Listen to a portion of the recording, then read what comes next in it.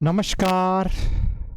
एक बार पुनः सभी प्रिय मित्रों का इस लाइव बैच में दिल से स्वागत, अभिनंदन। प्रेम किशोर जी, नमस्कार, स्वागत। माय डियर फ्रेंड्स, जैसा कि आपको पता है, हम लोग कल अपने सेशन में डिस्कस कर रहे थे पर्सनैलिटी।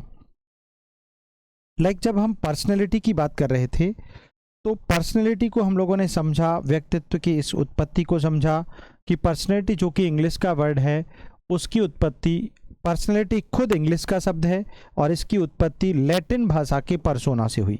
ये हम लोगों ने बात की। उसके बाद परसोना जो कि लैटिन का वर्ड है, इसका मीनिंग मुखौटा, नकली चेहरा, बाह्य आडंबर, नकाब, मास्क आदि इसका मीनिंग होता है। ये हमने पढ़ा। एग्जाम्पल के तौर पर हमने बहुत सारी चीज़ें सीखी। फिर पर्सनैलिटी के हम लोगों ने दो मीनिंग्स पढ़े थे, बिल्कुल विभाजी। चलिए, तो निश्चित तौर पर वहाँ पर हम लोगों ने दो मीनिंग्स पढ़े थे, जिसमें एक एंशिएंट मीनिंग था और एक मॉडर्न मीनिंग था। एंशिएंट मीनिंग के अकॉर्डिंग हम लोगों ने समझा कि पर्सनैलिटी सिर्फ और सिर्फ व्यक्ति का बाह्य मुखौटा है, परसोना है। उसका जितने भी एक्सटर्नल फीचर्स हैं, उसके बाहरी गुण और विशेषताएं हैं, चाहे वो उसके रंग को लेकर हो, रूप को लेकर हो, सौंदर्य को लेकर हो, उसकी कद काठी को लेकर हो, उसकी लंबाई चौड़ाई को लेकर हो, ठीक है ना, उसकी जो भी फिजिकल संरचनाएं हैं उनको लेकर हो, उन सब का मीनिंग हम लोगों ने पढ़ा। वे सभी उसके एक्सटर्नल फीचर्स यानी प्राचीन मीनिंग को प्रदर्शित करते हैं, गौण मीनिंग को प्रदर्शित करते हैं। जबकि आधुनिक और वर्तमान मीनिंग में हम लोगों ने सीखा पर्सनैलिटी व्यक्ति के आंतरिक गुणों की प्रधानता का नाम है। ठीक है। फिर हम लोगों ने इसके बारे में बात की कि वाकई बाह्य गुण कौन कौन से होते हैं और आंतरिक गुण कौन कौन से होते हैं। फिर हम लोगों ने चर्चा की व्यक्तित्व से आशय उसकी आंतरिक गुणों की प्रधानता से है आज के मॉडर्न पीरियड के टाइम पर। फिर साथ में व्यक्ति के आंतरिक और बाह्य गुणों का समन्वित, समायोजित, संगठित और सामंजस्यपूर्ण स्वरूप और एक अवधारणा है। इसी को हम लोग पर्सनैलिटी के नाम से जानते हैं। तो कल का हम लोगों ने रिमाइंड कर लिया। फिर हम लोगों ने प्रांजल पाटिल का नाम लिया, उसका एग्जाम्पल पढ़ा कि उसका रंग, रूप, सौंदर्य या उसकी व्यक्तित्व की संरचना दुनिया की बेहतरीन संरचना नहीं होने के बावजूद उसने भारतीय इतिहास में पहली महिला, अंधी महिला IAS होने का गौरव प्राप्त किया। किस कारण? अपने आंतरिक गुणों की प्रधानता के कारण। राइट बेटा। उसके बाद फिर हमने डॉक्टर APJ अब्दुल कलाम जी का एग्जाम्पल लिया। उनका भी रूप, सौंदर्य, व्यक्तित्व, बाह्य रंग रूप इतना बेहतर नहीं था, लेकिन आंतरिक गुण इतने प्रधान थे कि वो भारत के प्रथम व्यक्ति बने, भारत के सर्वोच्च व्यक्ति बने। ये बात भी आपको ध्यान में रखनी चाहिए। उसके बाद फिर हम लोगों ने व्यक्तित्व की कुछ डेफिनेशंस पढ़ी, उनको भी सीखा। वैलेंटाइन अर्जित और जन्मजात गुणों को व्यक्तित्व कहते हैं। जन्मजात वही आंतरिक होते हैं, अर्जित जो कि बाहर से आपने प्राप्त किए हैं। ठीक है।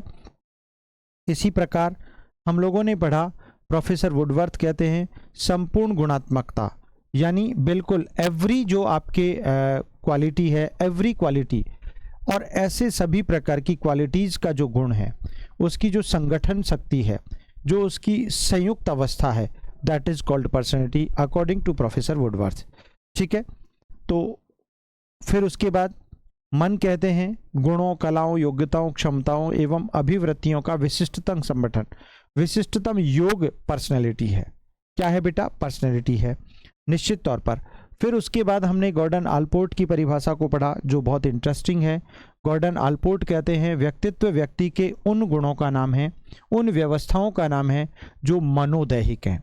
मनोदैहिक यानी मानसिक और दैहिक यानी बाह्य, आंतरिक और बाह्य। क्लियर बेटा? साथ में पढ़ा वे डायनामिक होने चाहिए, वो कंटिन्यूअस होने चाहिए, वो गतिशील होने चाहिए। ऐसा नहीं है कि आज तो आपकी पर्सनैलिटी के बहुत अच्छे गुण हैं, आप बहुत अच्छे व्यक्तित्व के धनी हैं, लेकिन उन गुणों को आप अपने ज़िंदगी में कंटिन्यू नहीं कर पा रहे हैं, लगातार अपने पास मैनेज नहीं कर पा रहे हैं, तो then you are not a good and best personality. Right बेटा? सो गतिशील होने चाहिए और यूनिक होने चाहिए, यानी लोगों से अलग हटकर होने चाहिए। बिल्कुल सुमन, मोस्ट वेलकम, आपका स्वागत। जी हाँ, ये बातें आपको बिल्कुल, अब हमारी क्लास का टाइम परमानेंट हमने 9 बजे का कर दिया है। कितने बजे का बेटा? 9 बजे का। अब आपको रेगुलर अगर नोटिफिकेशन नहीं भी आता है तो आप मेरी क्लास में रेगुलर कंटिन्यूस जुड़े और अच्छे से आप पढ़ें, ठीक है? कोई डाउट नहीं, किसी को कोई भी प्रॉब्लम हो तो आप मुझे डायरेक्ट बता सकते हैं, there is no problem. Okay बेटा?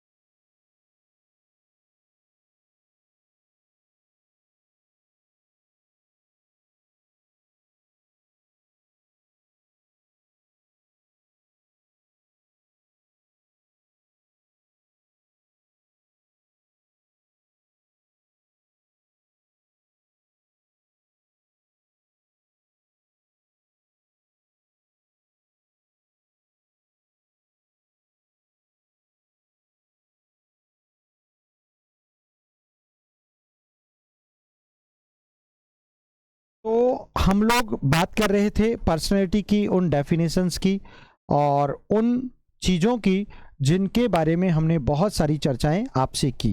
अब आपको सही मायने में अगर देखा जाए तो गॉर्डन आलपोर्ट ने व्यक्तित्व की इतनी सारी परिभाषाएं दी, लगभग ऐसा पाया कि परिभाषाओं के संदर्भ में 49 डेफिनेशंस उन्हें मिली और फिर उन्होंने इन सभी परिभाषाओं को सिर्फ 5 कैडर्स में डिवाइड कर दिया 1937 में।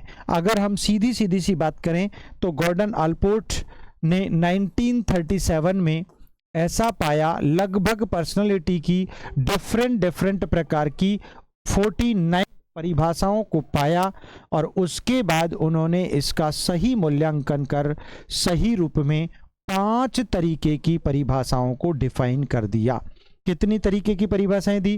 केवल 5 तरीके की परिभाषाएं दी और इसी क्रम में उनकी जो भी सबसे पहली जो, या हम कहें सबसे पुरानी जो परिभाषा थी वो पर्सोना शब्द को लेकर ही थी। यानी उन्होंने कहा कि ये पर्सोना से बना है पर्सनैलिटी, जो कि प्राचीन यूनानी दार्शनिकों के साथ हमने एक नाटक अभिनय के दौरान उस मुखौटे को, उस पर्सोना को पहनने के अर्थ में अभिव्यक्त किया, समझा। ये सारी बातें हम लोग आपके साथ कल कर चुके थे। क्या कर चुके थे? कल सारी बातें हम लोगों ने की। और साथ ही साथ ये भी बात ध्यान रखें, और यहाँ पर जब आलपोर्ट की सबसे अच्छी परिभाषा की हम लोग बात करते हैं तो वो यही परिभाषा सामने आती है। क्या आती है बेटा? यही परिभाषा सामने आती है। इसके अतिरिक्त एच.जे. आइजेंक ने भी इसकी परिभाषा दी है 1952 में, और वो कहते हैं कि व्यक्तित्व व्यक्ति के चरित्र, क्या कहते हैं? एक और अपन आइजेंक की परिभाषा लिख लें क्योंकि वो बड़ी फेमस है, तो उसको और अपन थोड़ा सा डिफाइन कर लेते हैं। आइजेंक, आइजेंक है ना, अगर पूछी जाए तो आइजेंक की डेफिनेशन पूछ सकते हैं। आइजेंक ने 1952 में एक डेफिनेशन दी। ये व्यक्तित्व के बारे में क्या कहते हैं? ये सिर्फ 2-3 बातें बतलाते हैं व्यक्तित्व, और ये कहते हैं व्यक्तित्व व्यक्ति के चरित्र, उसकी प्रकृति, ज्ञान शक्ति और शरीर गठन, ठीक है ना, इन सब का निश्चित तौर पर एक संगठित रूप है। क्या कहते हैं? उसकी चरित्र, व्यक्तित्व व्यक्ति के चरित्र, उसकी प्रकृति यानी स्वभाव। देखो ध्यान रखना, चरित्र, प्रकृति, वातावरण, ठीक है, उसके साथ साथ ज्ञान शक्ति और शरीर गठन। ज्ञान शक्ति या उसकी बुद्धि जिसे आप कहते हैं, ज्ञान शक्ति, शरीर गठन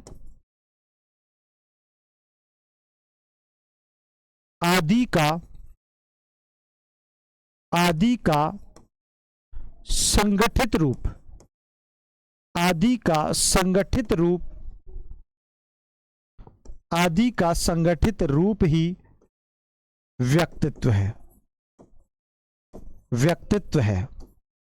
यह कौन कहते हैं बेटा? आइजेंक कहते हैं। जो वातावरण के साथ, यह भी अच्छी बात कहते हैं, जो वातावरण के साथ, है ना, यह भी गॉर्डन आलपोर्ट की तरह ही बात करते हैं। ये कहते हैं जो वातावरण के साथ अपूर्व समायोजन का निर्धारण करता है, वातावरण के साथ अपूर्व, अनूठा, यूनिक, अपूर्व समायोजन करता है या समायोजन निर्धारित करता है। ये बात कही थी आपके H.J. आइजेंक ने। बस, तो ये एक डेफिनेशन और थी जो 1952 में, गॉर्डन आलपोर्ट 1937 में देते हैं, ये 1952 में देते हैं। बेबी कुमारी जी, स्वागत आपका। आपके पास मुझे लगता है आज क्लास का नोटिफिकेशन किसी के पास भी नहीं आया, इवन मेरे मोबाइल पर भी नहीं आया। लेकिन बेटा कोई बात नहीं, मैंने आपको समय बता दिया था कि हमारी क्लास का समय अब शाम को 9 बजे होगा, तो मेरे पास भी नहीं आया। मैंने, ये कोई टेक्निकल एरर के कारण ऐसा हो जाता है। अगर आपके पास क्लास का नोटिफिकेशन नहीं आया तो भी हमारी क्लास शाम को 9 बजे होगी। आपके पास बैच में तो क्लास आएगी, ऐसा तो हो ही नहीं सकता कि बैच में भी क्लास नहीं आएगी, ऐसा कभी नहीं होगा, ऐसा तो बिल्कुल ही नहीं होगा। ठीक है, ये बात आपको ध्यान में रख लेनी चाहिए। क्लियर? चलिए आगे बात करते हैं। तो ये तो थी परिभाषाओं का किस्सा। किसका था? परिभाषाओं का किस्सा था। अब इन परिभाषाओं के बाद हम पहुंचते हैं कि यार एक और क्वेश्चन आपका बनता है कि भाई मनोशारीरिक शब्द क्या है, गत्यात्मक संगठन क्या है और वातावरण के साथ अपूर्व समायोजन क्या है। ये मैं आपको पहले ही बता चुका हूं कि वास्तव में अगर आपको आलपोर्ट पूछेगा तो सीधा सीधा उठाकर प्रश्न बनाएगा। क्या प्रश्न बनाएगा? एक तो मनोशारीरिक वर्ड दे देगा या मनोदैहिक। अच्छा, मनोदैहिक और शारीरिक एक ही मतलब होता है बेटा, कंफ्यूज मत होना। दूसरा वर्ड दे देगा आपको गत्यात्मक संगठन, डायनामिक गत्यात्मक संगठन, और तीसरा शब्द दे देता है एग्जामिनर अपूर्व समायोजन, अपूर्व समायोजन। बस ये 3 वर्ड्स का तो बहुत बड़ा रोल व्यक्तित्व की परिभाषा को डिफाइन करता है। ये जिसके समझ में आ गया, इसका मतलब उसको व्यक्तित्व की शानदार सुपर क्लास डेफिनेशन बिल्कुल पूरी तरह क्लियर हो गई। क्या हो गई बच्चे? पूरी तरह क्लियर हो गई। ठीक है, ये बात आपको पूरी तरह ध्यान रखनी चाहिए। हाँ, अब आगे की आगे की बात हम लोग करते हैं। अब आता है आपका व्यक्तित्व वर्गीकरण के उपागमों का किस्सा, है ना। ये आज के टॉपिक में हम बहुत ही यूनिक चीज पढ़ने जा रहे हैं, व्यक्तित्व वर्गीकरण के उपागम। व्यक्तित्व वर्गीकरण के उपागम, व्यक्तित्व वर्गीकरण के उपागम, ये आज के टॉपिक में हम लोग पढ़ने जा रहे हैं, है ना। Classification of different approaches about personality, very simple. ठीक है, तो हम लोग किसका क्लासिफिकेशन पढ़ रहे हैं?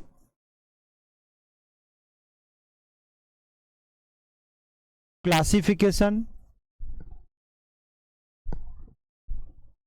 ऑफ डिफरेंट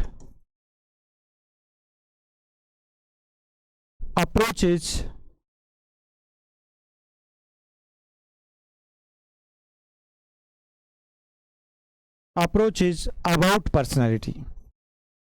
आज का ये टॉपिक हमारा इंपॉर्टेंट है, अच्छा है, मजेदार है। अब देखिए बेटा, आपके सिलेबस के अंतर्गत हम जब पढ़ते हैं तो इसके सबसे मुख्य उपागम कौन कौन से हैं उनकी हम बात करेंगे। साथ साथ सबसे ज्यादा क्वेश्चंस जो पूछे जाते हैं वो किस उपागम से पूछे जाते हैं, निश्चित तौर पर उसकी भी हम लोग बात करेंगे। ठीक है, हाँ, उसके अलावा बाकी और कौन कौन से हैं उन सब की भी यहाँ पर हम उपागमों की चर्चा विस्तृत रूप से करने वाले हैं। प्यारे बच्चों, सबसे महत्वपूर्ण बात आती है कि इन उपागमों को, इन वर्गीकरण के उपागमों को मुख्य रूप से 3 कैडर्स में डिवाइड किया जाता है। सबसे मुख्य रूप से, ऐसा नहीं है, पर्सनैलिटी को क्लासिफाइड करने के बहुत सारे अप्रोच यहाँ पर बताए गए हैं, बहुत सारे विद्वानों का अपना अपना अलग अलग मत है। लेकिन अगर हम पीजीटी साइकोलॉजी की बात करें या यूजीसी नेट के सेगमेंट्स की बात करें, तो यूजीसी नेट में यहाँ पर इसके सारे लगभग हमें 8-10 अप्रोच को पढ़ना चाहिए। लेकिन पीजीटी साइकोलॉजी की बात करते हैं तो उसके अकॉर्डिंग, और सबसे ज़्यादा जितने भी एग्जाम्स में क्वेश्चन पूछे जाते हैं वो इसके 3 उपागमों से पूछे जाते हैं, 3 अप्रोचेस से पूछे जाते हैं। राइट बेटा, पहला अप्रोच है प्रकार उपागम, प्रकार या प्रकारात्मक, प्रकार उपागम, इसको बोलते हैं टाइप अप्रोच।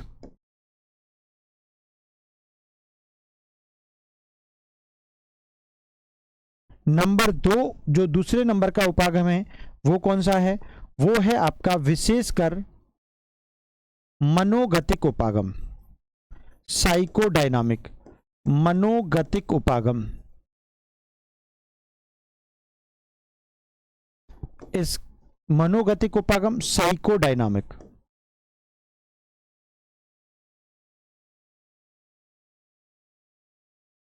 अप्रोच।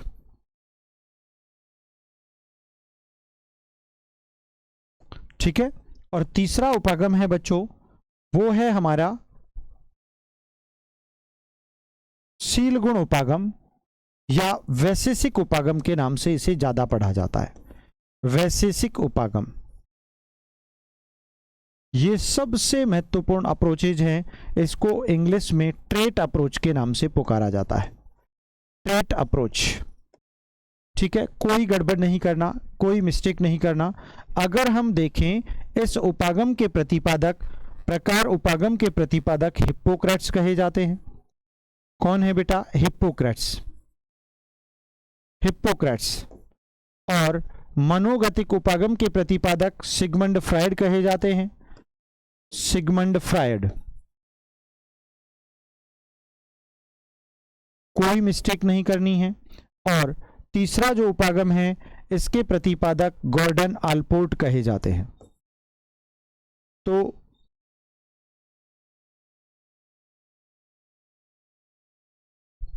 ठीक है, ये आपको ध्यान में रख लेना चाहिए। अब बात आती है, very good evening Neelam ji, खैराड़ी, प्रतीक, ठीक है, ओके। तो यहां पर व्यक्तित्व वर्गीकरण के इन 3 उपागमों से सबसे ज्यादा क्वेश्चंस बनते हैं, सबसे ज्यादा क्वेश्चंस पूछे जाते हैं। चाहे आप किसी भी एग्जाम में अपीयर हो रहे हैं तो पर्सनैलिटी को लेकर ये जो उपागम है, ये जो अप्रोचेज हैं, जो पर्सनैलिटी के बारे में हम पढ़ते हैं, उनसे सबसे ज़्यादा क्वेश्चंस पूछे जाते रहे हैं। इस आधार पर हमको सबसे पहले पढ़ना है प्रकार उपागम। कौन सा उपागम? एक एक उपागम की बात करेंगे, दैट इज टाइप अप्रोच। पहला हमारा अप्रोच है टाइप अप्रोच। अब थोड़ा इसको समझिएगा, टाइप अप्रोच, प्रकार उपागम, इसे हम लोग हिंदी में कहते हैं, क्या कहते हैं बेटा? प्रकार उपागम, या इसे प्रकारात्मक उपागम के नाम से भी जानते हैं, प्रकारात्मक उपागम या अप्रोच के नाम से भी जानते हैं। अब कई बार कुछ बच्चे ऐसे होते हैं, सर ये अप्रोच क्या होता है? एक वर्ड आया, आज तो नोटिफिकेशन ही नहीं आया, ऐसा क्यों सर जी? बेटा नीलम, खिराड़ी, अच्छा माइक को थोड़ा दूर कर लेते हैं। ओके ओके, ग्रेट ग्रेट, ठीक है। तो आप मेरी बात समझें ध्यान से। मैं आपको ये बताना चाह रहा हूँ कि भाई आज नोटिफिकेशन मेरे पास भी नहीं आया, आप ही के पास नहीं, मेरे खुद के पास भी नहीं आया, मेरे मोबाइल फ़ोन में भी नहीं आया। तो कोई टेक्निकल प्रॉब्लम हो गई, शायद इसीलिए नोटिफिकेशन नहीं आया। कोई बात नहीं बेटा, वो कभी कभी ऐसा हो जाता है, अदरवाइज़ तो नोटिफिकेशन आना चाहिए था, है ना। उसकी मैंने कंप्लेंट आगे सेंड कर दी है, आप अच्छे से पढ़ लो, कोई दिक्कत नहीं है। ठीक है बच्चे, चलिए। तो टाइप अप्रोच, प्रकारात्मक उपागम की आज हम बात कर रहे हैं। ये बहुत ही इम्पोर्टेंट है और अच्छा भी है। पहली बात यह सबसे पुराना उपागम है। इसके प्रतिपादक कौन है, ये मैंने आपको पढ़ा दिया भाई। प्रतिपादक हैं इसके सिगमंड फ्रायड। कौन है बच्चे, सिगमंड फ्रायड है, वो सॉरी हिप्पोक्रेट्स है। कौन है, हिप्पोक्रेट्स। इसके प्रतिपादक बेटा हिप्पोक्रेट्स हैं।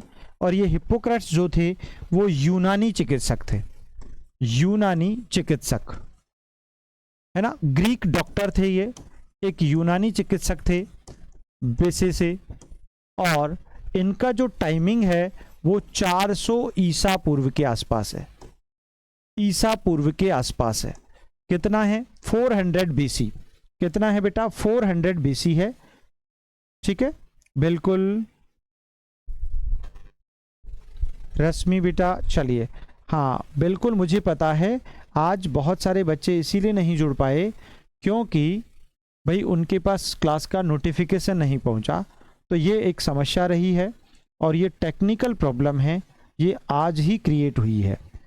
बाकी ऐसा नहीं होता है, बाकी तो कंटिन्यूअस नोटिफिकेशन आ रहा था आप लोगों के पास, लेकिन आज तो मेरे पास खुद के पास भी नहीं आया। ऐसा हो गया, कोई बात नहीं, आप चिंता ना करें।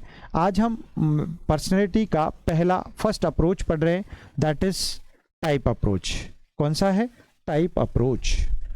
बिल्कुल ठीक है अमित जी, ठीक है ठीक है ठीक है।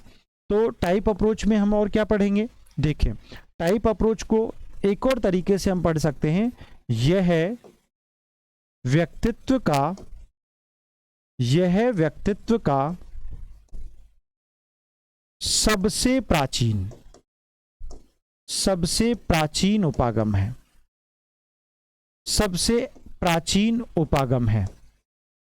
कैसा उपागम है बेटा, सबसे प्राचीन उपागम है। मैं आपको अभी एक बात कह रहा था कि किसी बच्चे का ये क्वेश्चन बन सकता है, सर ये अप्रोच क्या होता है, ये उपागम क्या होता है। फॉर एग्जाम्पल उपागम, यहां पर आपका जो उपागम है, आपकी जो अप्रोच है वो है पीजीटी साइकोलॉजी, या आपका जो भी टारगेट है दैट इज योर अप्रोच। वो क्या है, अप्रोच। अब आपकी अप्रोच है कि आप साइकोलॉजी को बहुत बेहतर तरीके से सीख लें, आपकी अप्रोच साइकोलॉजी तक है। अब उस साइकोलॉजी की उस अप्रोच तक पहुंचाने के लिए, उस अप्रोच को बेहतर ढंग से आप तक समझाने के लिए मैं क्या करता हूं, इसके अंदर कई प्रकार के मेथड्स यूज करता हूं, कई तरीके विधियां और अपनाता हूं। और एक मेथड के लिए, एक मेथड को डिस्क्राइब करने के लिए, एक मेथड को डिलीवर करने के लिए मुझे अनेक प्रकार की टैक्टिक्स यूज करनी पड़ती है। कभी मैं कहानी सुनाता हूं, कभी मैं डेली लाइफ का एग्जाम्पल देता हूं, कभी मैं किसी बच्चे का नाम लेकर के उसका कोई एग्जाम्पल बना देता हूं। तो ये क्या है मेरा मकसद, मेरा मकसद ये है, मैं आपको समझाना चाह रहा हूं व्हाट अबाउट अप्रोच, ये अप्रोच क्या है ना। आपसे कभी आप कोई पूछ ले कि व्हाट अबाउट अप्रोच, उपागम क्या है, उपागम या अप्रोच क्या है।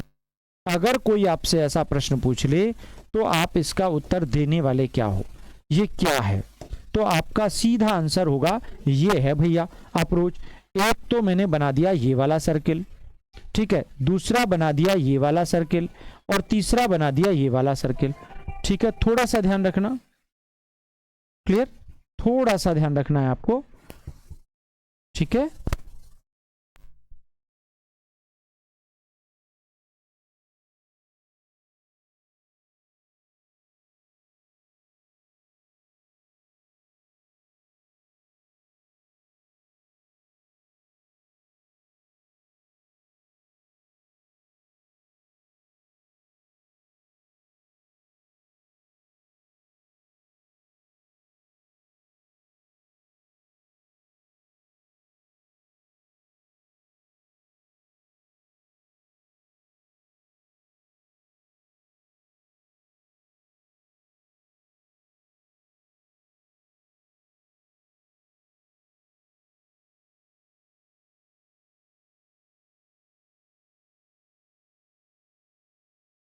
हाँ ठीक है, चलिए बेटा, बिल्कुल।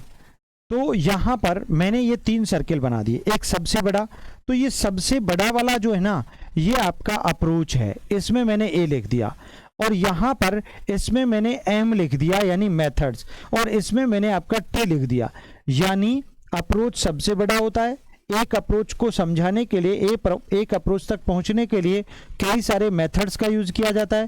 तो अप्रोच में मेथड होते हैं और मेथड्स में टेक्निक होती है। यानी मान लो मैं आपको स्टोरी टेलिंग मेथड से पढ़ाना चाहता हूं। मेथड मैंने क्या यूज किया? स्टोरी टेलिंग, कहानी सुनाकर। अब उस कहानी को मैं मेरी टेक्निक्स क्या है, क्या प्रविधियां हैं, क्या मैं खुद कहानी का पात्र बन रहा हूं, क्या मैं कहानी को पूरे जेस्चर्स के साथ प्रोवाइड कर रहा हूं।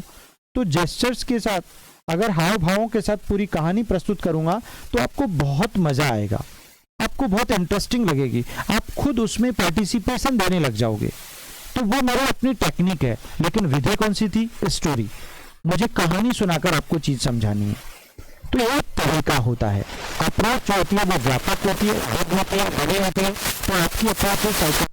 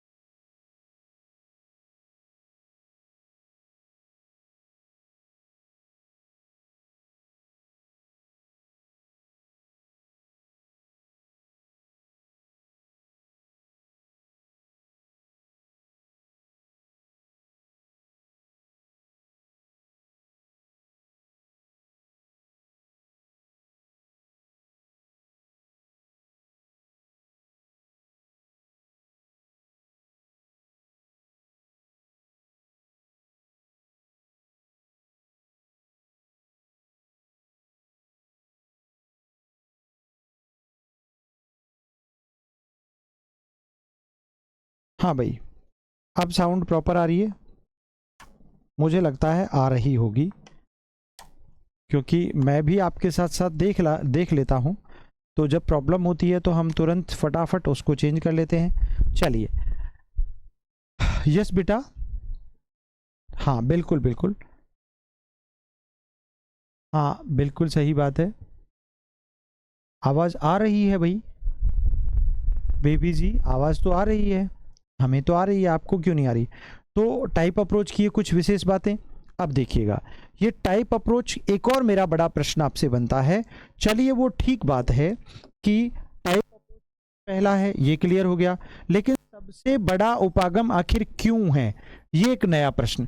सबसे बड़ा उपागम होने के पीछे सिर्फ एक ही तर्क है कि इसके पीछे सिर्फ एक बड़ा तर्क है, और वो सिर्फ ये है कि इसमें अनेक प्रकार की अवधारणाएं, अनेक प्रकार के व्यक्तित्व के सिद्धांत समाहित हैं, जिसमें हम लोग भारतीय दृष्टिकोण पढ़ेंगे, आधुनिक दृष्टिकोण पढ़ेंगे, थॉर्नडाइक पढ़ेंगे, बहुत सारे लोगों के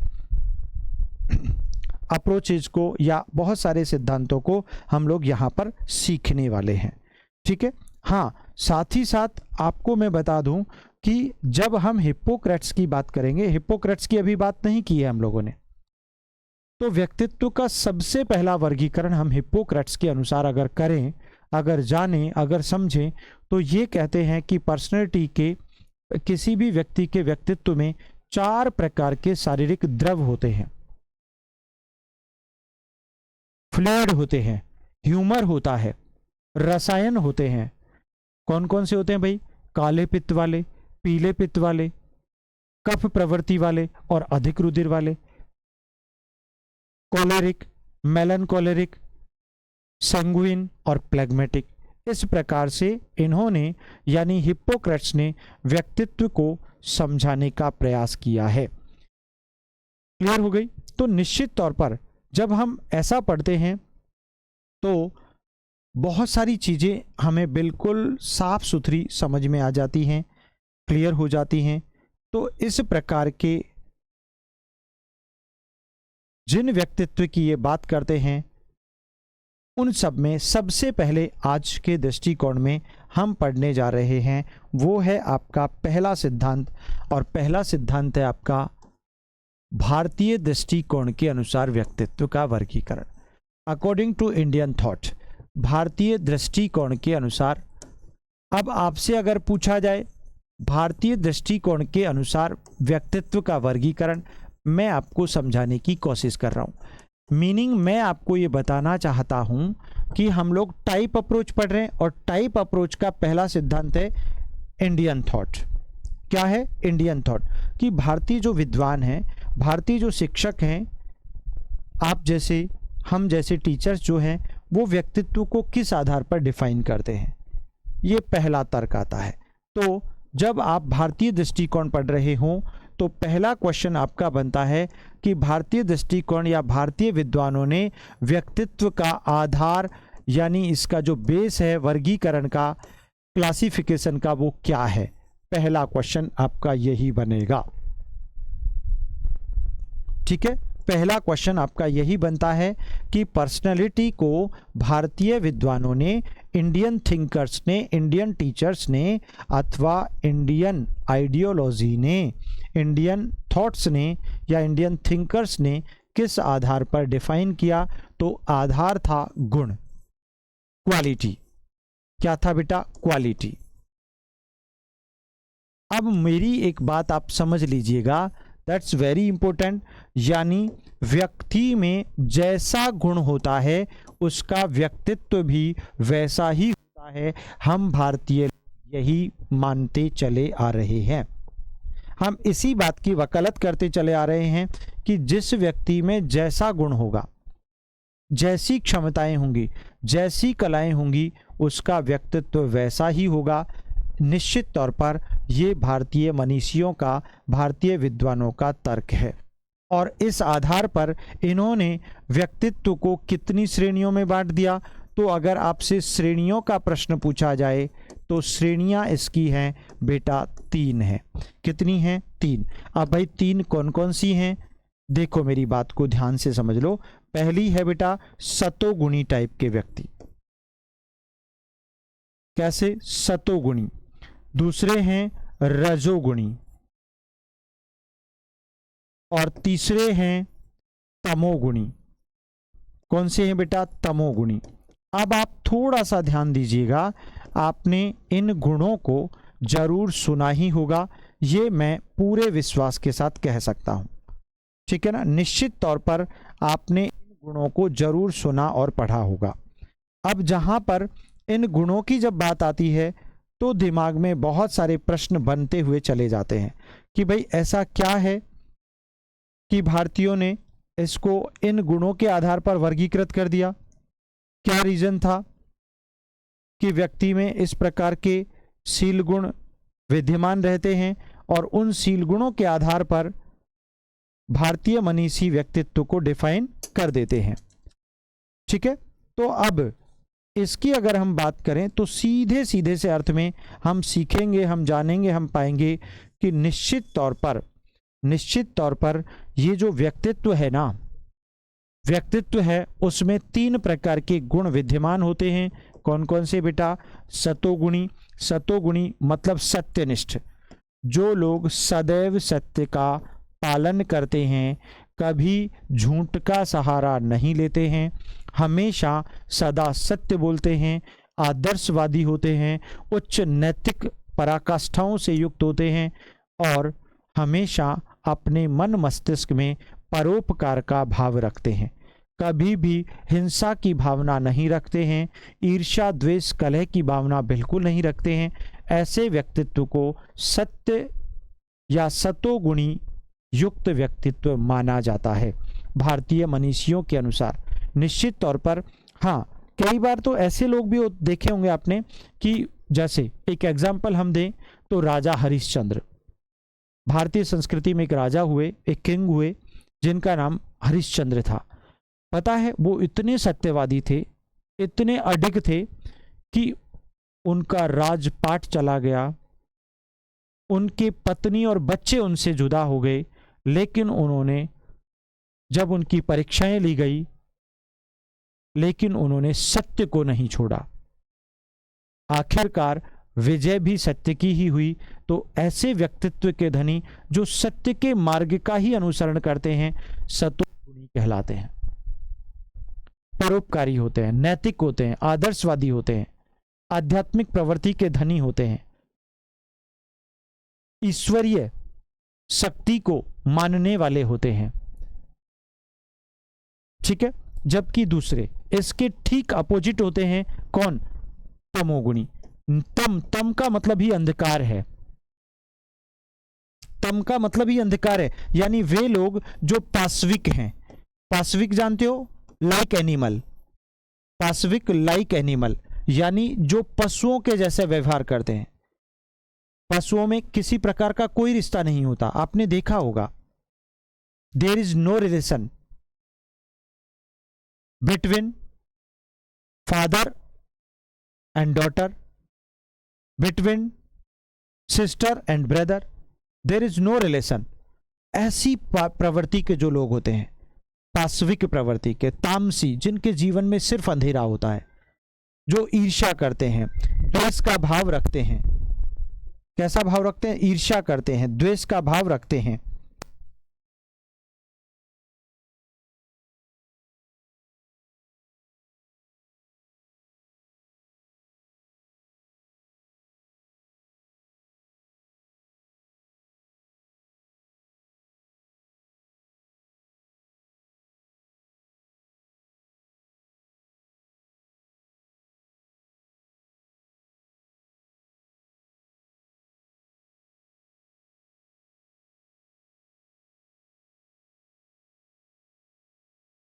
हाँ बेटा, क्लियर हो गया। तो इसका संबंध आप समझे। पाशविक वे लोग जो काम प्रवृत्ति के पीछे दौड़ते फिरते हैं। अरे सिंपल, ऐसे लोग अपना काम बनता और भाड़ में जाए जनता, वे लोग तमोगुणी प्रवृत्ति के धनी होते हैं। ईर्ष्या, द्वेष, क्रोध, असामाजिकता, अनैतिकता, लेकिन अवसरवादी, मौका आने पर चौका मारने वाले, कौन? तमोगुणी प्रवृत्ति के लोग होते हैं। कौन होते हैं बेटा? तमोगुणी प्रवृत्ति के लोग होते हैं। Is it clear? अब बात आती है कि ये जो लोग हैं ये कैसे हैं।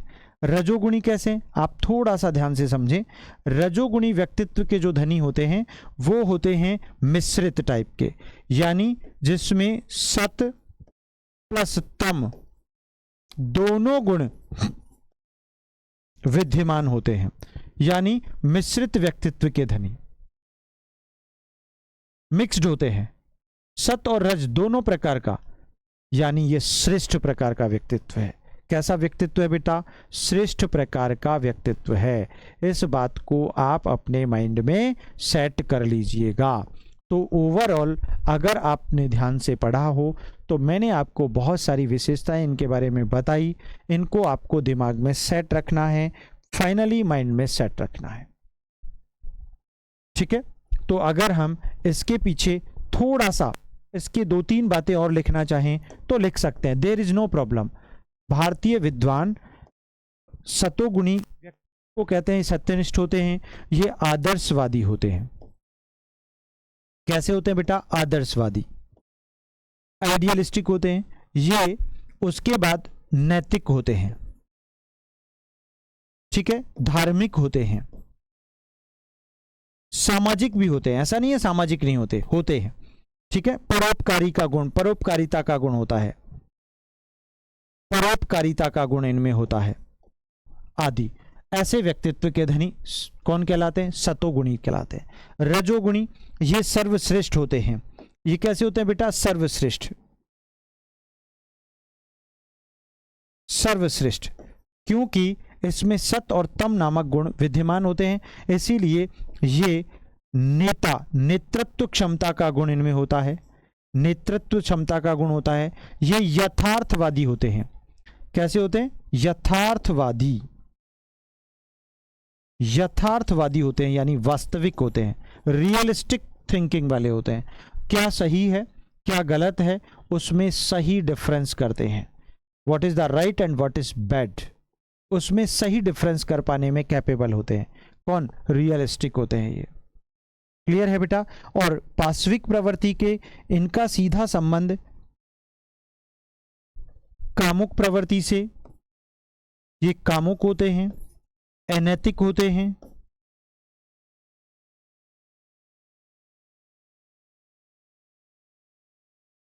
ठीक है, और अपना काम बनता भाड़ में जाए जनता, यानी स्वार्थी प्रवृत्ति के लोग होते हैं आदि। तो ये आपके तमोगुणी व्यक्तित्व की विशेषताएं हो गई। ये मौका आने पर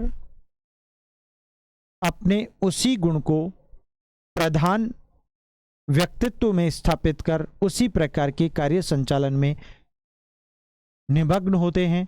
ऐसे लोगों को रजोगुणी व्यक्तित्व का धनी कहा जाता है। क्लियर हो गया सभी को?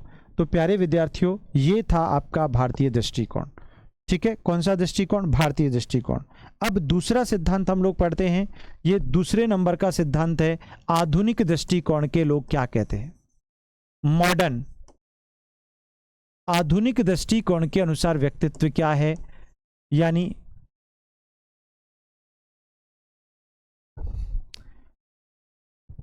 प्रेजेंट टाइम,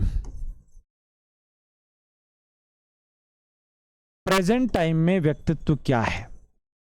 आज के बहुत अधिकांश लोग व्यक्तित्व की परिभाषा किस आधार पर देते हैं, उनका क्या तर्क है, व्यक्तित्व उनके मायने में क्या है, व्यक्तित्व आखिरकार कहते किसे हैं। ये कई सारे प्रश्न आज के प्रेजेंट टाइम के विद्वानों के अनुसार क्या हो सकता है वो हम पढ़ लेते हैं प्यारे विद्यार्थियों। तो पहला प्रश्न तो आपका वही बनता है कि भाई बता दो कि आज के आधुनिक विद्वान व्यक्तित्व विभाजन का आधार किसे बतलाते हैं, बेस क्या है। तो इनका आधार क्या है? सिंपल, मानव का स्वभाव, उसकी प्रकृति, उसका नेचर,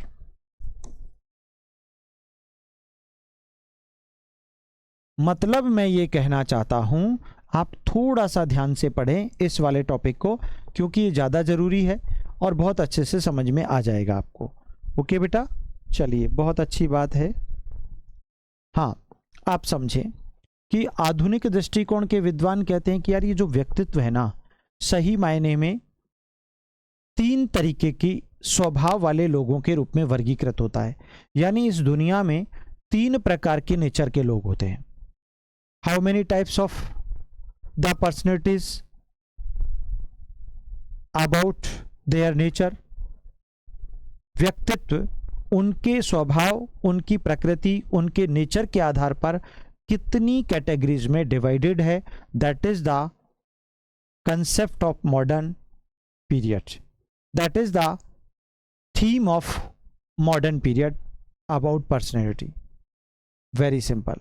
इसीलिए मेरे प्रिय मित्रों, यहाँ पर आपको ध्यान देना पड़ेगा कि भाई नेचर के आधार पर, जैसा आदमी का नेचर होता है ना यार, जैसा व्यक्ति का नेचर होता है वैसा ही उसका व्यक्तित्व होता है। अब आपका नेचर ही खराब है, आपका स्वभाव ही, प्रकृति ही खराब है, कुछ लोग कहते हैं ना, और यार ये देखो तो कभी हंसता ही नहीं है, कभी बैठ के बात ही नहीं करता है, कभी हमारे साथ बतियाता ही नहीं है। अरे यार, इसका तो नेचर ही खराब है। ये तो बहुत खूंसट आदमी है, ये तो बहुत रूड आदमी है यार, इससे मुझे बात ही नहीं करनी। वो अपने मन में एक धारणा डेवलप कर लेता है। आखिर क्या? अरे भाई, आपकी एक्टिविटीज में, आपके बिहेवियर में, आपकी पर्सनैलिटी में आपका एक प्रकृति, आपका एक नेचर दिखाई दे रहा है उसको। वही तो व्यक्तित्व है। According to present time, present modern period के लोग, विद्वान यही बतलाते हैं कि यार व्यक्तित्व 3 श्रेणियों में डिवाइडेड है। श्रेणियां कितनी बेटा? अगर आपसे प्रश्न पूछे भाई प्रेजेंट टाइम के लोग श्रेणियां कितनी श्रेणियों में डिवाइड करते हैं, तो भैया 3 श्रेणियां हैं। कितनी श्रेणियां बेटा? 3। आपको ये भी ध्यान रखना पड़ेगा। तो 2 प्रश्न तो आपके यही बन गए कि भाई आपसे क्वेश्चन पूछ लिया कि मॉडर्न पीरियड के जो लोग हैं, विद्वान हैं, साइकोलॉजिस्ट हैं, शिक्षाविद हैं, मनीषी हैं, वे सब पर्सनैलिटी को कितने सेगमेंट में डिवाइड करते हैं और किस बेस पर करते हैं। तो पहला प्रश्न बेस यानी किसके आधार पर? नेचर के आधार पर। और दूसरा कौन सा? 3 टाइप्स में।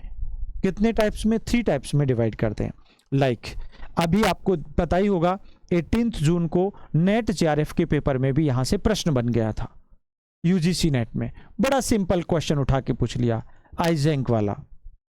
कौन सा पूछ लिया? आइजेंक पूछ लिया। और एक पूछ लिया आपका प्रकारात्मक उपागम में, जो अभी आप मुझसे पढ़ रहे हैं।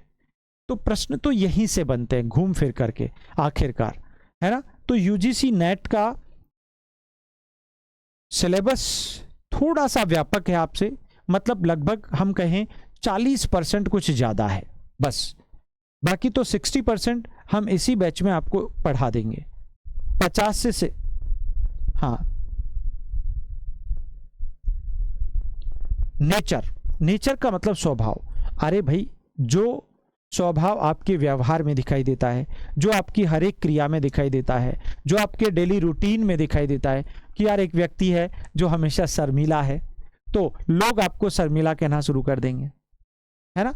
एक व्यक्ति है जो बहुत ईमानदार है, तो ओवरऑल आपकी क्रियाशीलता, आपका व्यवहार, आपकी गत्यात्मकता, आपकी जो भी डेली रूटीन के जो सेगमेंट हैं, उनमें आपका स्वभाव दिखाई देता है। और उस स्वभाव के आधार पर, उस आचरण के आधार पर आपको उसी नाम से पुकारा जाने लगा है। सिंपल, मैं आपको एक समझाता हूं।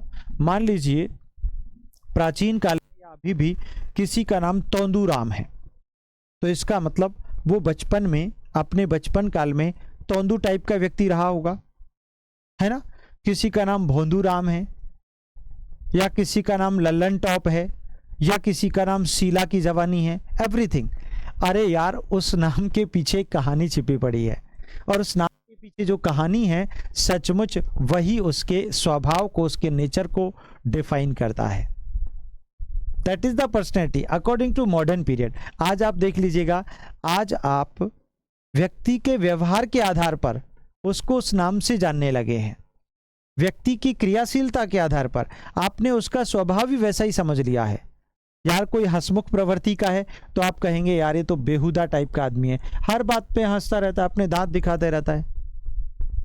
आपने उसको ऐसे नेगेटिव अप्रोच में ले लिया, ठीक है ना।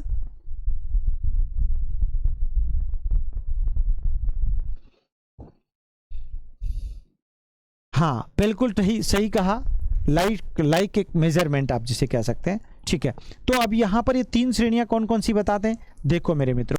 एक होता है भावुक स्वभाव वाले, इमोशनल टाइप के। भावुक यानी इमोशनल,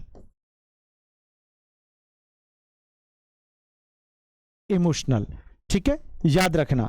दूसरे होते हैं कर्मशील,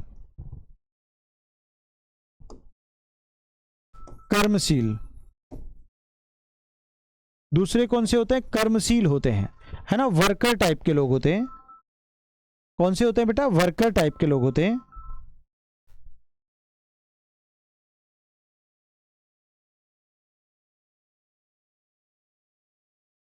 दूसरे कौन से होते हैं? वर्कर टाइप के लोग होते हैं, है ना। वर्कर, इनको आप क्या कह सकते हैं? वर्कर।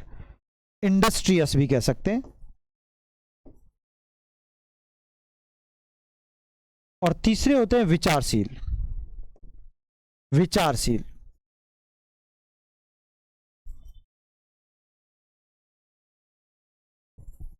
यानी कल्पनाशील भी नहीं कह सकते हैं आप लोग, थिंकर टाइप के लोग।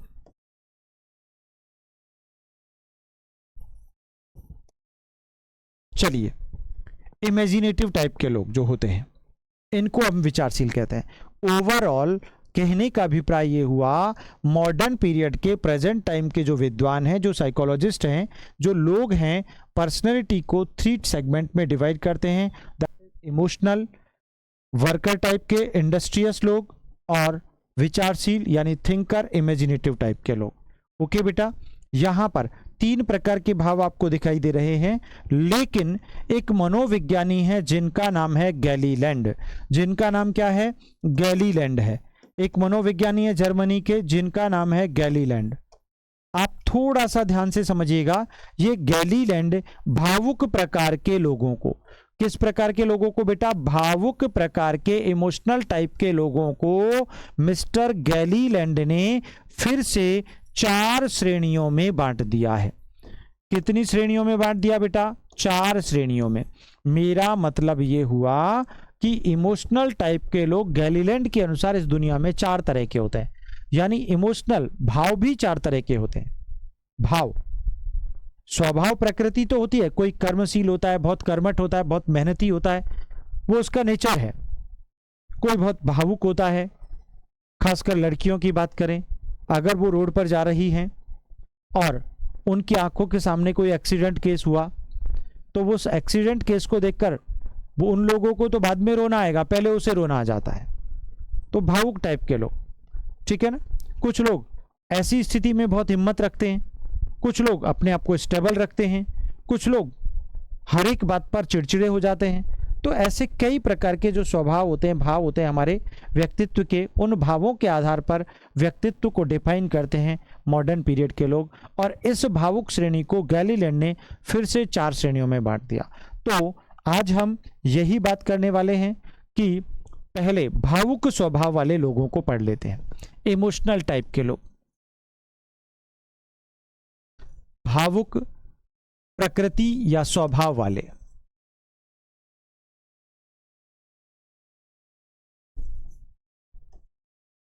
अच्छा, अब आपको ये ध्यान रखना है, ये इंपॉर्टेंट क्वेश्चन है। यहां पर कैसा भी क्वेश्चन बन सकता है, मुझे लगता है यहां से बनेगा। ओके, आप ध्यान से समझें। भावुक प्रकार के लोगों को मिस्टर गैलीलैंड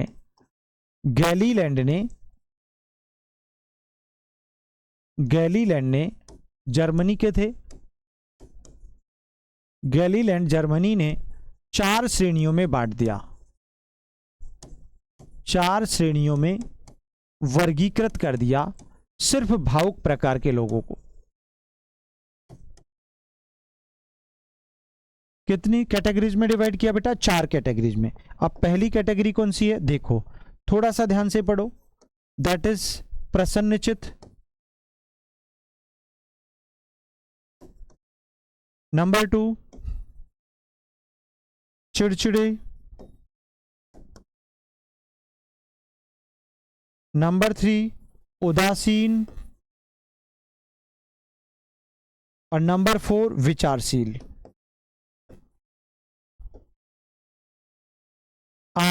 मैंने बोर्ड पर क्या लिखा है, नोट्स में क्या है, ये सब चीजें छोड़ो। आप क्लास को जितनी बार ज़्यादा बार सुनोगे, जितनी ज़्यादा बार सुनोगे और देखोगे, उतना ही टैलेंट आपके अंदर विकसित होगा, उतनी ही समझ आपके अंदर विकसित होगी। और आप, बहुत सारे बच्चे सिर्फ नोट्स के पीछे पड़े रहते हैं। अरे नोट्स तो मार्केट में भी मिल जाते हैं, किताबें में लिखी लिखाई मिलती हैं, लेकिन वहाँ उससे काम नहीं चलेगा।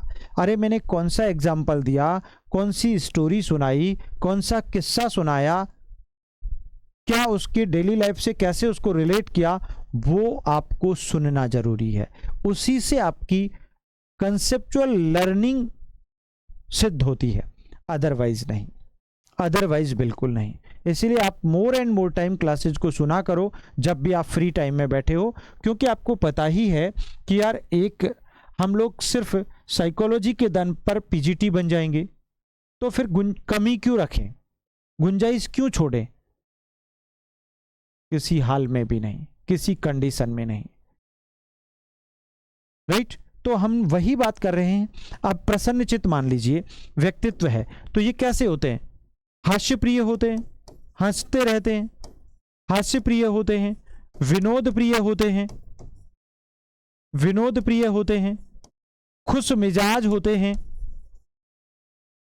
खुश मिजाज होते हैं,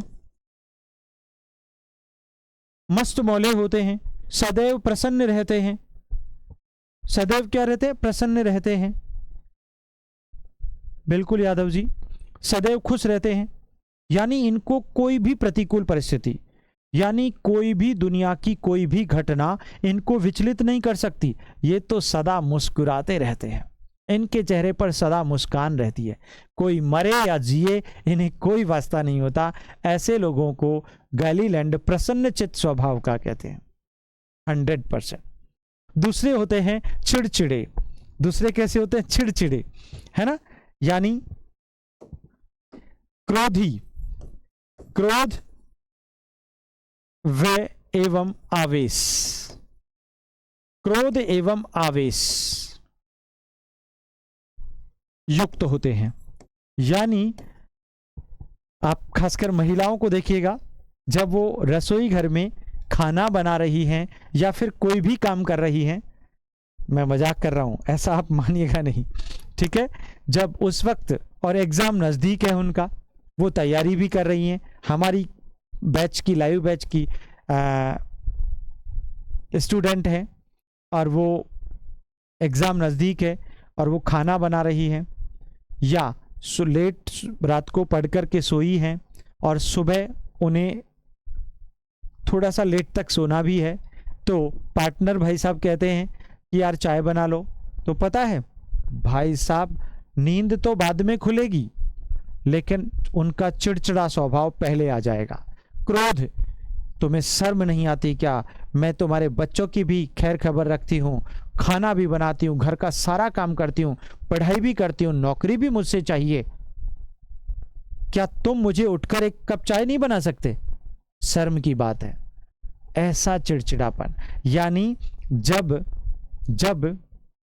व्यक्ति अपनी हर क्रिया के दौरान, अपने हर व्यवहार के दौरान अपने क्रोध और आवेश को प्रकट करता है, चिड़चिड़े स्वभाव का कहलाता है। क्या कहलाता है? हाँ, क्लास का नोटिफिकेशन आज नहीं मिला था, मुझे पता है, मुझे खुद को भी नहीं आया, मेरे किसी भी फ़ोन पर एक पैर भी नहीं आया। बिल्कुल, ये कोई टेक्निकल प्रॉब्लम हुई है, आप उसकी कोई चिंता नहीं करो, कल ये ठीक हो जाएगी, डोंट वरी। लेकिन क्लास हमारी 9 बजे मतलब 9 बजे, तब आपको बिना नोटिफिकेशन के जुड़ना चाहिए। ओके बेटा, चलिए। तो उदासीन कैसे होते हैं भाई? ये स्थिर स्वभाव के होते हैं। ये कैसे होते हैं बच्चे? स्थिर स्वभाव वाले। अब ये स्थिर, स्टेबल, यानी अगर घर में किसी की डेथ हो गई तो भी कोई फर्क नहीं पड़ता, वैसे कि वैसे हैं। और छोटे भाई या बहन का सिलेक्शन हो गया, वो पीजीटी साइकोलॉजी सेलेक्ट हो गया, उसके बाद भी चेहरे पर वही भाव है, यानी किसी की डेथ हो गई तब भी वही, और किसी का सिलेक्शन हो गया तब भी वही। यानी सभी प्रकार की परिस्थितियों में, चाहे वो अनुकूल हो, चाहे वो प्रतिकूल हो, चाहे वो कैसी भी हो, सभी प्रकार की परिस्थितियों में एक जैसे स्वभाव वाले स्थिर प्रकृति के लोग, स्टेबल लोग उदासीन कहलाते हैं गैलीलैंड के अनुसार। ओके माय डियर, अगली बात, विचारशील। ये तो आप जानते ही हैं। ये तो कैसे होते हैं? ये तो कल्पनाशील होते हैं, कल्पनाशील। और जो कल्पनाशील होते हैं अमूर्त चिंतन के धनी होते हैं। कैसे होते हैं? अमूर्त होते हैं, एकांत प्रिय होते हैं। कैसे होते हैं? एकांत प्रिय होते हैं। और जो अकेले रहना पसंद करते हैं वो असामाजिक जरूर होते हैं। कैसे होते हैं? असामाजिक जरूर होते हैं। कैसे होते हैं बेटा? बिल्कुल इनसोशियल होते हैं, सामाजिक नहीं होते। लैक ऑफ सोशलिटी इनमें होती है, सामाजिकता का अभाव होता है, क्योंकि ये विचारों में, सपनों में, दिवा स्वप्नों में, अपनी कल्पनाओं में डूबे रहते हैं, है ना। इसीलिए ये शारीरिक रूप से दुबले पतले होते हैं, कमजोर होते हैं, इनके कंधे झुके हुए जैसे सारी दुनिया का बोझा ये ढो रहे हों। ऐसे व्यक्तित्व के धनी विचारशील प्रकृति वाले होते हैं अकॉर्डिंग टू गैलीलैंड। प्यारे बच्चों, यहाँ पर लेकिन इनकी लेखन कला में, यानी लिखने की जो कला है ना, वो बड़ी उत्तम होती है। ये बोलते कम है, मितभाषी होते हैं, कम बोलने वाले होते हैं, अकेले रहना पसंद करते हैं, असामाजिक होते हैं, लेकिन तार्किक बहुत होते हैं, होशियार, इंटेलिजेंट सबसे ज्यादा होते हैं। आप देख लो, वैज्ञानिक, दार्शनिक, चिंतक, विचारक, लेखक, कवि, इतिहासकार, साहित्यकार, शिक्षक, डॉक्टर, वकील आदि सभी इसी श्रेणी में आते हैं, इसी कैडर में आते हैं। इसीलिए आपको ये ध्यान रखना चाहिए कि निश्चित तौर पर इस प्रकार के व्यक्ति विचारशील जो होते हैं वो प्रतिभाशाली तो होते हैं, दार्शनिक विचारक श्रेणी में जरूर आते हैं, क्योंकि वो पढ़ने लिखने में तो बहुत ध्यान देते हैं, अपनी किताबों से प्रेम करते हैं, लेकिन समाज से कोई प्रेम नहीं करते, समाज के साथ ना उठते हैं ना बैठते हैं, इनको अकेला रहना पसंद है। तभी तो वैज्ञानिकों को लोगों ने पागल कहा है, सनकी कहा है। क्यों कहा? आखिर क्या वजह थी? सिर्फ यही वजह थी और कोई वजह नहीं थी। ये पागल हैं, ये सनकी हैं, किसी की नहीं सुनते थे, अपनी मस्ती में मस्त, अपनी इन्वेंशन, अपनी खोज और आविष्कार में डूबे रहते थे। कौन? विचारशील लोग। इसीलिए असामाजिक हैं, एकांत प्रिय हैं, एकाकी हैं, अमूर्त चिंतन वाले हैं, अंतर्मुखी हैं, आदर्शवादी हैं। अपने नियम, आदर्श मतलब अपने नियम, अपने मूल्य, अपने सिद्धांतों पर अडिग रहने वाले। दुनिया की कोई ताकत इन्हें मोड़ नहीं सकती, दुनिया की कोई ताकत इन्हें सामाजिक नहीं बना सकती। ऐसी प्रवृत्ति के धनी लोगों को गैलीलैंड विचारशील व्यक्तित्व का धनी कहता है। तो कैसे कैसे भाव होते हैं? प्रसन्न रहने वाला भाव, चिड़चिड़ा स्वभाव, उदासीन का भाव और विचारशीलता का भाव। ऐसे व्यक्तित्व को इन्होंने, गैलीलैंड ने व्यक्तित्व की इन श्रेणियों में बांट दिया। तो आधुनिक दृष्टिकोण के अनुसार पहला व्यक्तित्व पढ़ लिया, भावुक होता है, दूसरा कर्मशील होता है। भावुक को गैलीलैंड ने पूरे अच्छे ढंग से हमारे सामने प्रस्तुत कर दिया, हमारा कॉन्सेप्ट क्लियर हो गया, ऐसा मैं मान रहा हूं। अगर नहीं हुआ हो अभी भी किसी बच्चे का तो पूछ सकता है। अगला देखो, अब आते हैं कर्मशील व्यक्तित्व की तरफ। कर्मशील, प्यारे बच्चों, ये जो व्यक्तित्व है दूसरे नंबर का, ये कर्मठ होते हैं। कैसे होते हैं? कर्मठ होते हैं, कर्मठ होते हैं, यानी क्रियाशील होते हैं। जो क्रियाशील होते हैं, शारीरिक रूप से हष्ट-पुष्ट होते हैं, हष्ट-पुष्ट होते हैं, ठीक है ना। ऊर्जावान होते हैं, ऊर्जावान यानी एनर्जेटिक होते हैं, फुल एनर्जेटिक। किसी काम में इनको कोई कंजूसी नहीं, पढ़ना है मतलब पढ़ना है। ना इनका कभी सिर दर्द होता है, ना इनके कभी पैर दर्द होते हैं, ना इनका कभी स्टोमक, कोई फिजिकल पेन नहीं, और होता है तो इसको इग्नोर कर देते हैं। ऐसे कर्मठ, लेकिन अपने कर्म में लगे रहते हैं, अपने लक्ष्य के पीछे निरंतर प्रयासरत रहते हैं। ऐसे लोग कर्मठ और कर्मशील प्रवृत्ति के धनी होते हैं, ऐसा आधुनिक विद्वान बतलाते हैं। ठीक है बच्चों, ऊर्जावान होते हैं, है ना। और कैसे होते हैं? सक्रिय होते हैं, सक्रिय होते हैं। और कैसे होते हैं? साहसी होते हैं, साहसी होते हैं, उद्यमी होते हैं, है ना। इंडस्ट्रियस, बहुत मेहनती होते हैं, बहुत मेहनती, राइट। उसके साथ साथ ये और कैसे होते हैं भैया? बढ़िया हट्टे कट्टे मजबूत कदकाठी वाले होते हैं, सुदृढ़ मांसपेशियों वाले होते हैं, और इसी आधार पर इनको सामाजिक भी कहा जाता है। लीडरशिप क्वालिटी भी इनमें होती है, नेतृत्व क्षमता का गुण होता है, नेतृत्व क्षमता का गुण। लीडर, नेता टाइप के लोग लचीले होते हैं, लचीला समायोजन। प्यारे बच्चों, ये फ्लेक्सिबिलिटी, लचीला समायोजन आखिर होता क्या है? What about flexibility? It means ऐसे वे लोग जो जैसा देश वैसा भेष वाली प्रकृति रखते हैं। जैसी परिस्थितियां होती हैं, जैसी सामने नीड होती है सोसाइटी को, वैसा ही उनका व्यक्तित्व बन जाता है। ऐसी प्रवृत्ति के लोगों को यहाँ पर लचीले समायोजन वाला व्यक्तित्व कहा जाता है।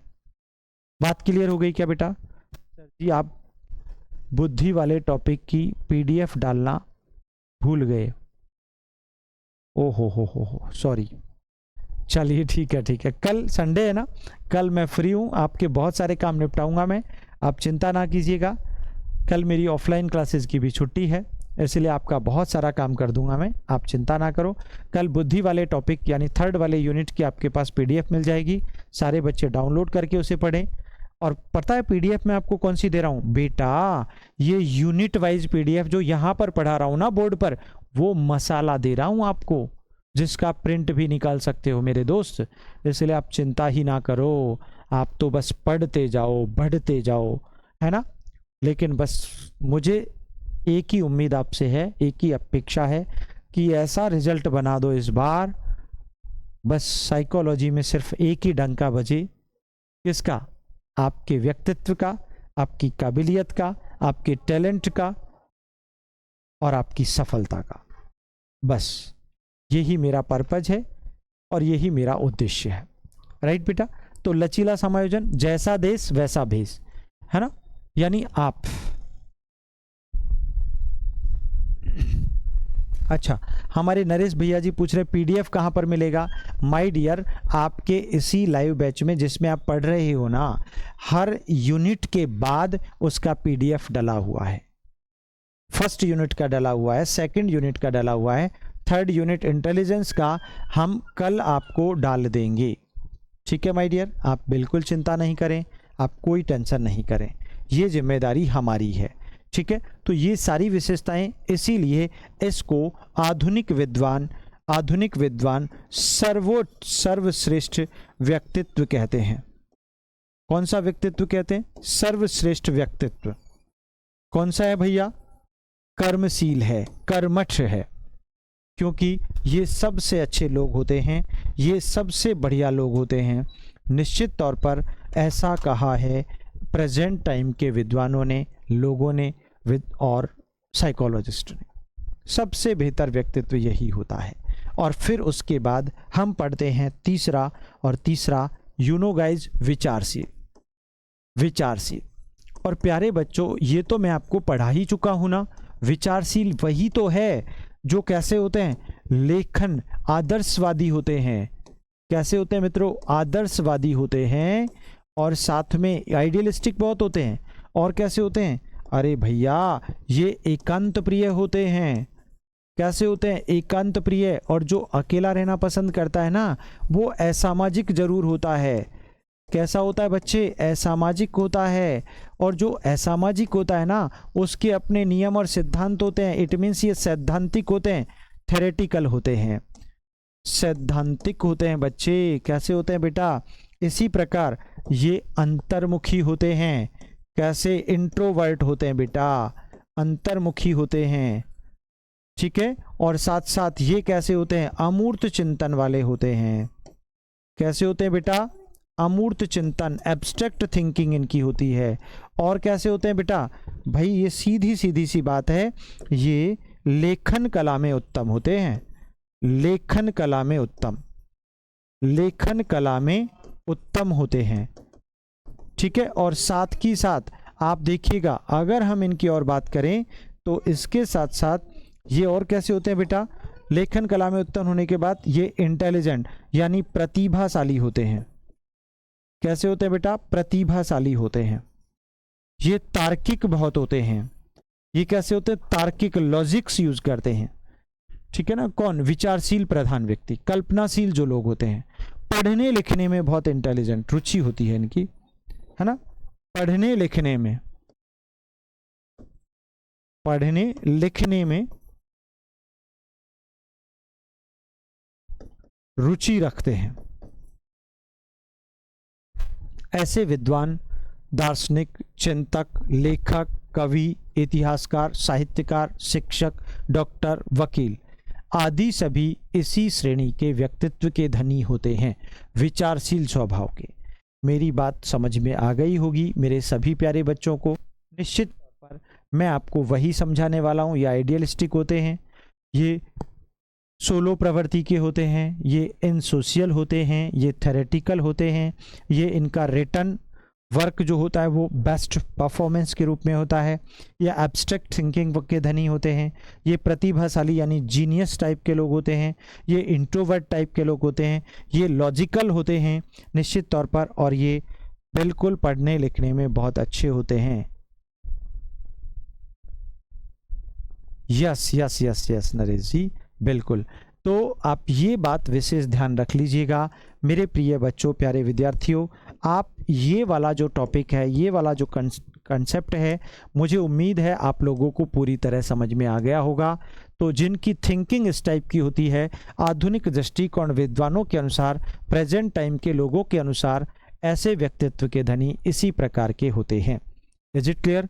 तो मेरे प्यारे बच्चों, आपको पूरी उम्मीद के साथ जरूर समझ में आ गया होगा कि सही मायने में भारतीय दृष्टिकोण व्यक्तित्व को सत्वगुणी, रजोगुणी और तमोगुणी के आधार पर डिफाइन करता है, जबकि आधुनिक प्रेजेंट टाइम के विद्वान जो हैं पर्सनैलिटी को नेचर वाइज उसे डिफाइन करते हैं, और इस नेचर को 3 स्टेप्स में डिफाइन करते हैं।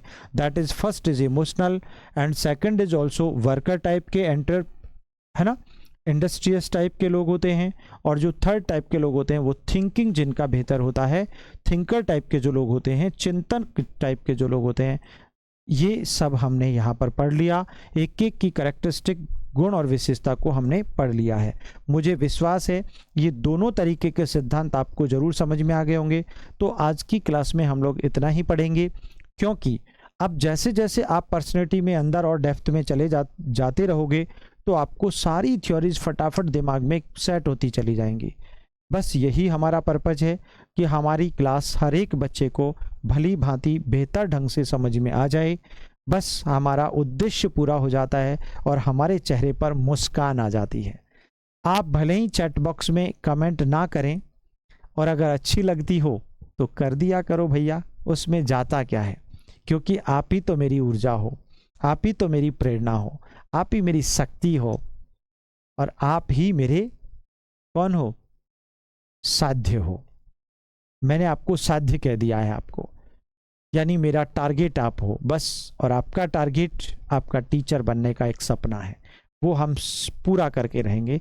बस यही जिद है, यही जुनून है, यही संकल्प है, और निश्चित तौर पर इसे पूरा करेंगे। लेकिन आपको क्लास को बेशुमार लोगों तक, अपने मिलने वाले मित्रों तक शेयर करना है, सबको बताना है कि भैया साइकोलॉजी पढ़नी है तो संजय सर के साथ आप जुड़ें।